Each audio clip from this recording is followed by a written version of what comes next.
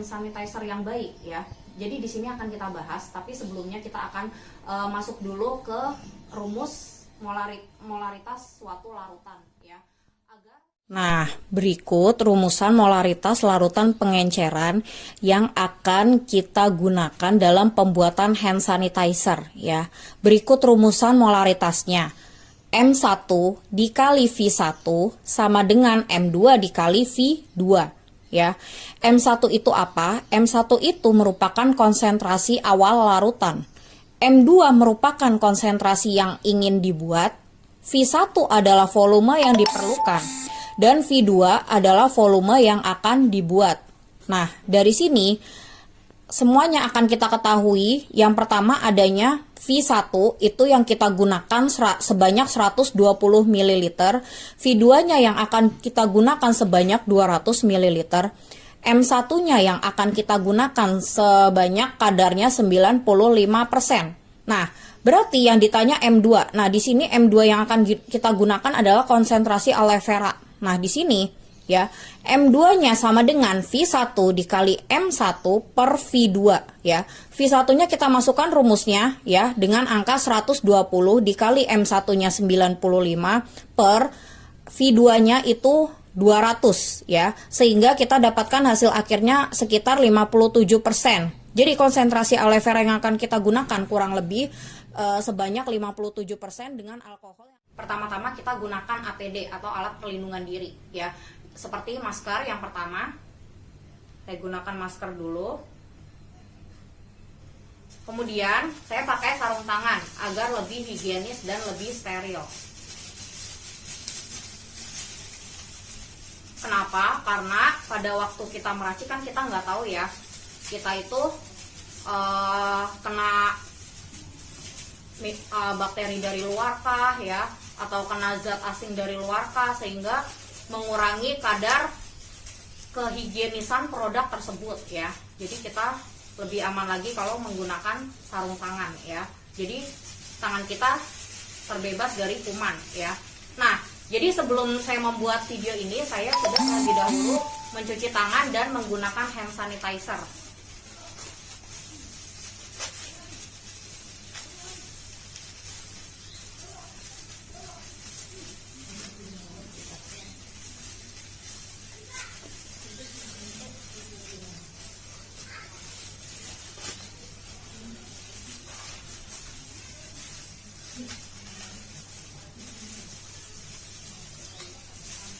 Nah, seperti ini, tangan saya sudah menggunakan sarung tangan ya.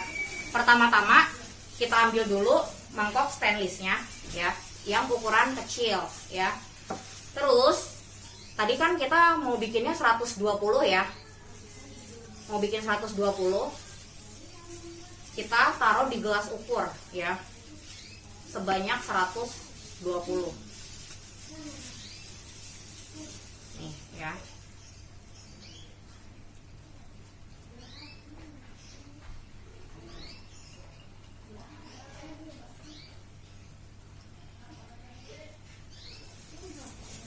Nah, jadi kita membuat konsentrasinya itu kurang lebih sekitar 200 ml ya.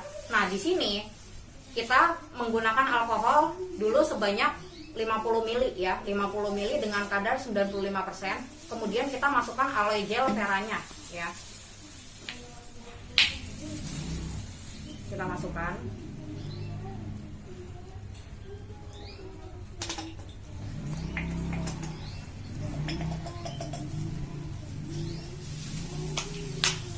Sudah ya, larutannya sudah kita masukkan semuanya. Kita aduk ya menggunakan sendok ya. Kita aduk ya di dalam gelas ukur. Aduk sampai larut ya.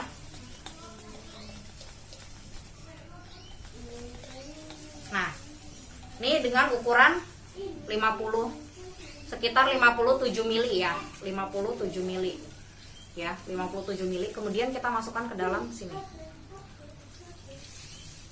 ya. Jangan sampai ada zat yang masih tersisa di gelas ukur. Nah, kemudian kita aduk ya. kita aduk terus larutannya ya sampai kira-kira tercampur ya. Jadi perbandingannya ya antara alkohol dengan aloe vera ya dan juga air suling itu ya sampai didapatkannya 200 ml. Itu kira-kira ya kalian ukur aja ya. Nanti kalian pakai gelas ukur kira-kira 200 ml ya. Jadi perbandingannya alkoholnya lebih banyak ya. Alkoholnya itu sekitar 4 ya. Terus air sulingnya perbandingannya banding 3, terus aloe veranya banding 1 ya. Jadi perbandingannya 4 banding 3 banding 1 ya. Kita larutkan, kita aduk. Ya, kita aduk terus. Ya, aduk terus. Ya, sampai didapatkan larutan yang 200 mili ya. 200 mili itu keseluruhan, tapi nanti setelah mengalami proses ekstraksi dan proses penyaringan ya dengan corong, jadi yang akan kita ambil sekitar 120 mili ya, 100 atau sampai dengan 120 mili. Nah, di sini kita ada corong, kemudian kita taruh lagi di dalam gelas ukur ya.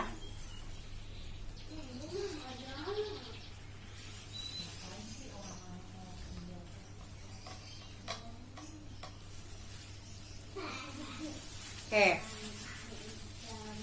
kalau sudah,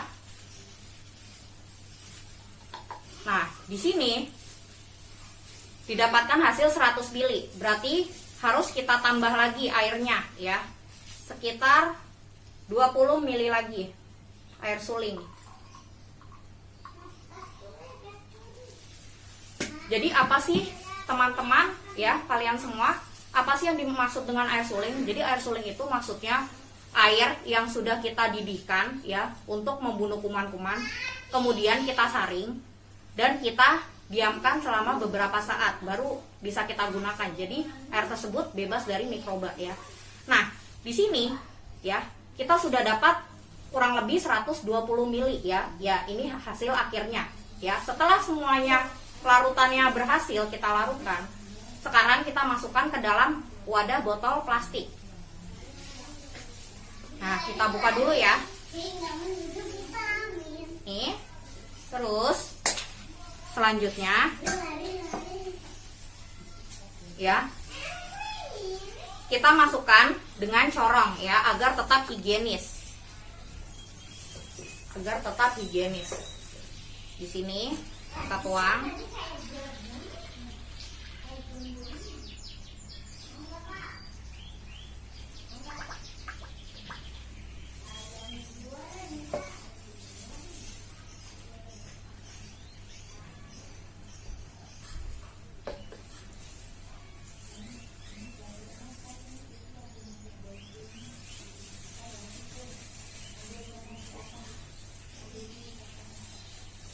Oke, kemudian kita tutup ya. Dah, hand sanitizer-nya sudah jadi. Bisa lihat di sini ya, bagus ya. Di sini terlihat jelas ya, bening ya. Jadi hand sanitizer yang saya hasilkan hasilnya bening ya. Terus dia juga wanginya seger ya. Terus kalian bisa lihat di sini ada labelnya ya, hand sanitizer ya. Dan sekarang coba kita praktekkan ya di tangan kita ya, di tangan saya praktekkan ya cara menggunakan hand sanitizer-nya. Kemudian digosok ya, dibasuh tangan kalian dengan menggunakan hand sanitizer ya. Jadi hand sanitizer ini kapan aja sih bisa kalian gunakan? Jadi hand sanitizer ini bisa kalian gunakan pada saat kalian setelah mencuci tangan ya, mencuci tangan dengan sabun, atau misalnya kalian tidak menemukan air ya di sekitar kalian, misalnya kalian lagi di jalan ya dan tidak ada sumber air di sekitar tersebut, kalian bisa bawa hand sanitizer ini kemana-mana ya. Karena yang tadi sudah saya praktekkan ya cara membuat hand sanitizer-nya, jadi nanti kalian semua bisa praktekkan di rumah ya bagaimana cara membuat hand sanitizer ya, sehingga tangan kalian bersih ya, wangi, seger ya, dan tentunya bebas kuman dan virus. Terima kasih yang sudah menonton video saya. Saya ucapkan terima kasih, semoga bermanfaat bagi kalian semua ya. Kritik dan saran saya harapkan untuk kesempurnaan video ini ya. Terima kasih teman-teman semua. Assalamualaikum warahmatullahi wabarakatuh. Selamat siang.